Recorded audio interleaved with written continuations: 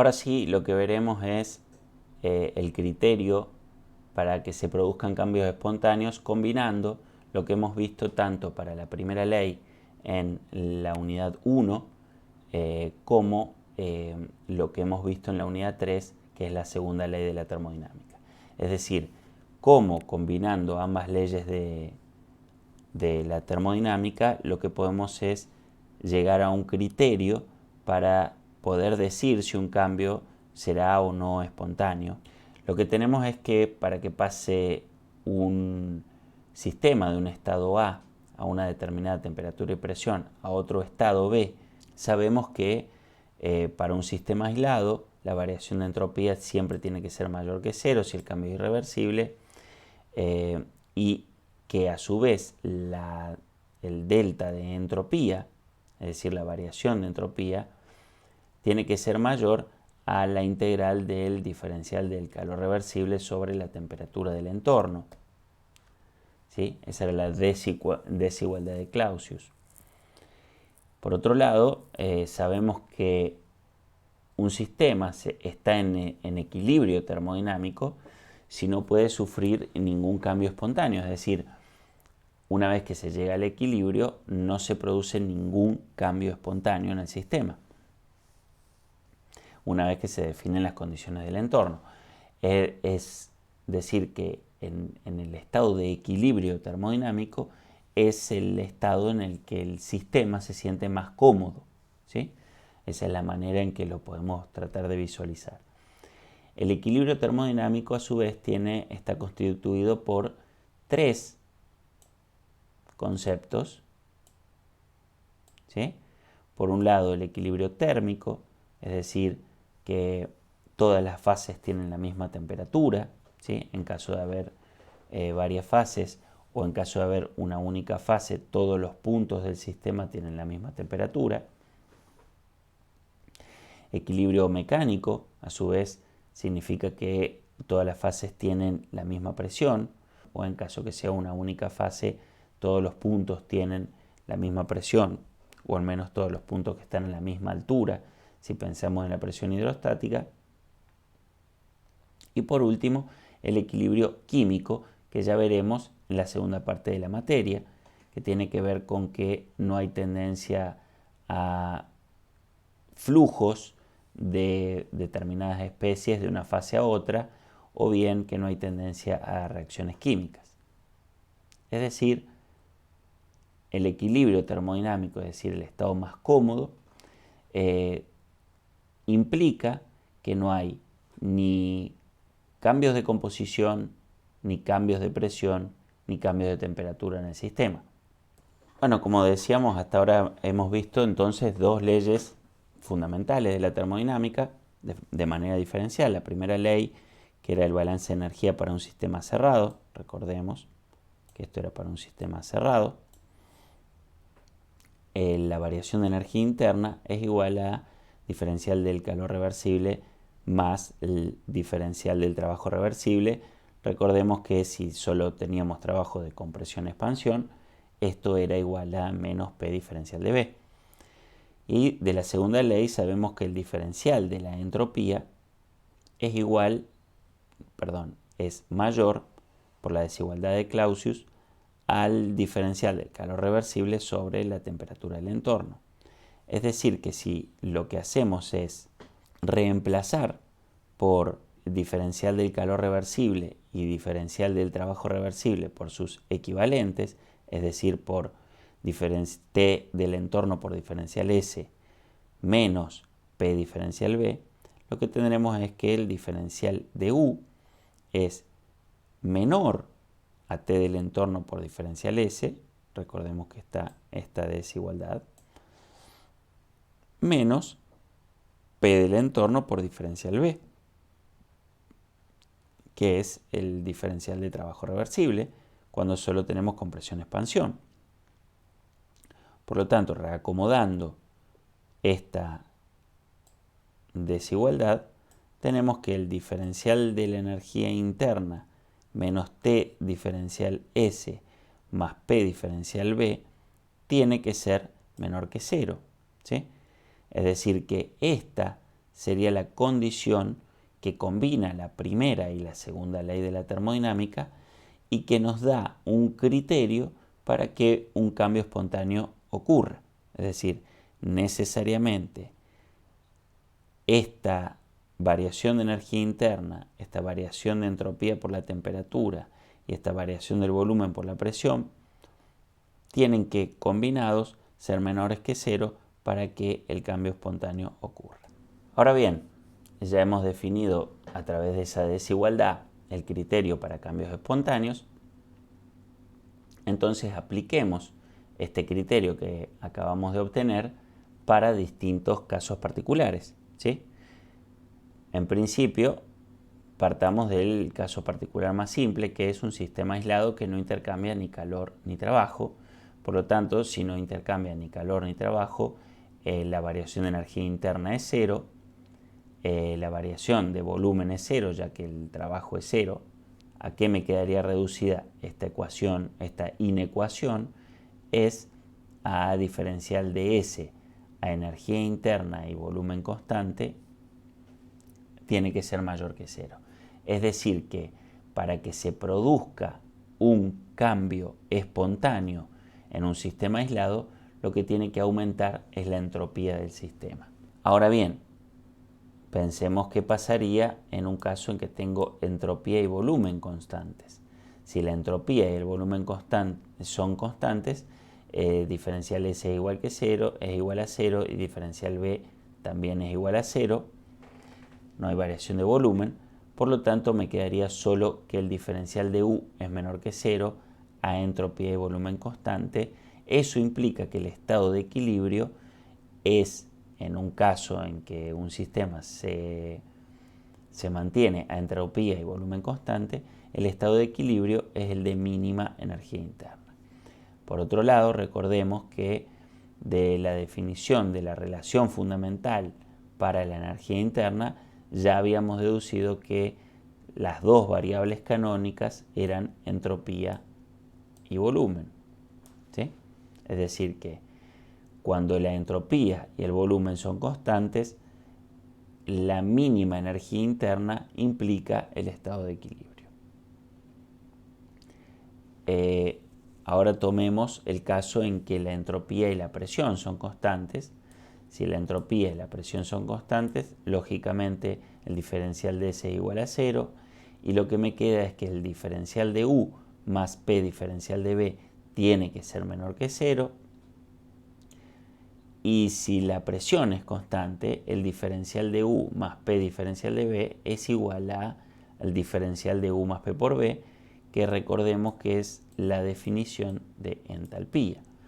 Por lo tanto, para el caso en que la entropía y la presión son constantes, el estado de equilibrio es el de mínima entalpía.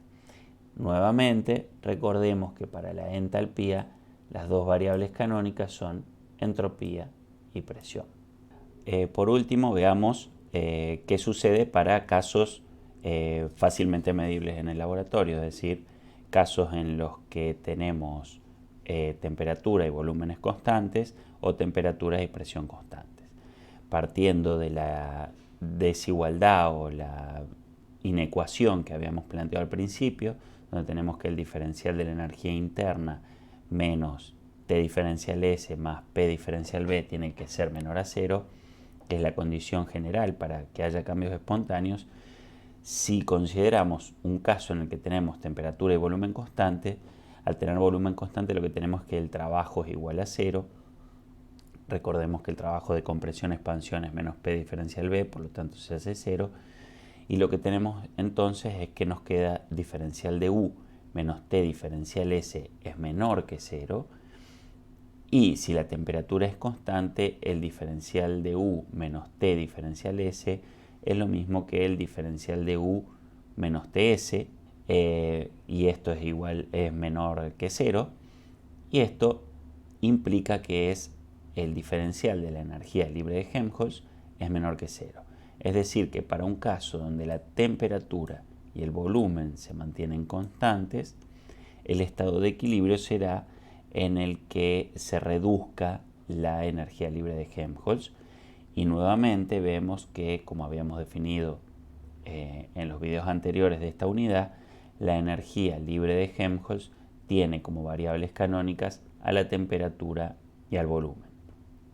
Por último, veamos cuál es el caso para cuando tenemos temperatura y presión constantes, que es el caso más sencillo de medir en el laboratorio, es decir, hacer experimentos a temperatura y presión constantes.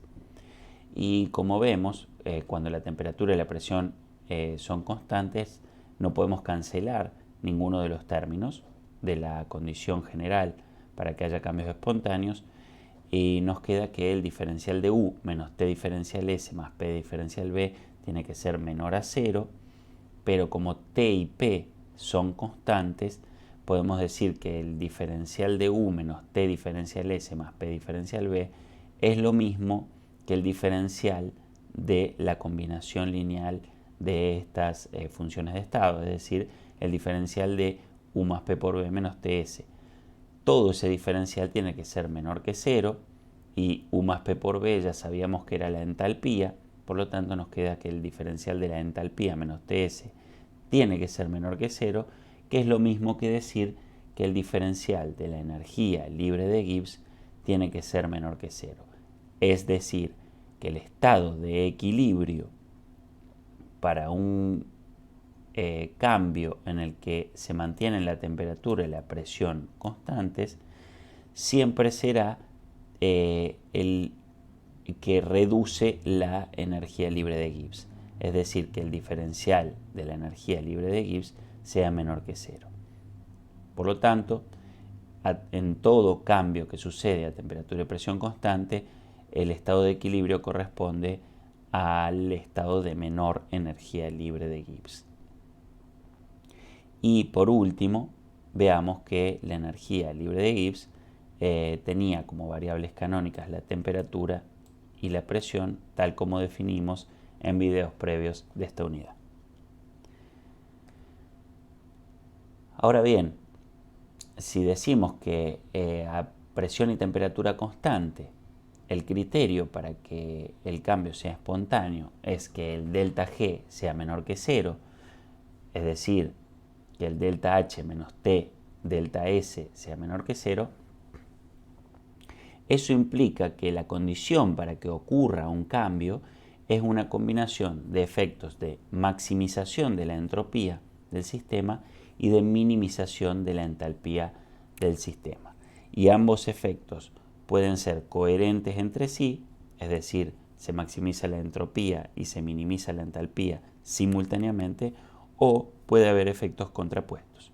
Vemos que, por lo tanto, podemos trazar este cuadro donde vemos distintos signos para delta H, ¿sí? En este caso un delta H negativo y en este caso un delta H positivo, ¿sí? En este caso es delta H negativo y en este caso es un delta H positivo.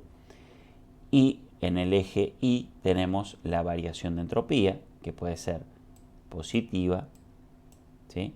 O negativa.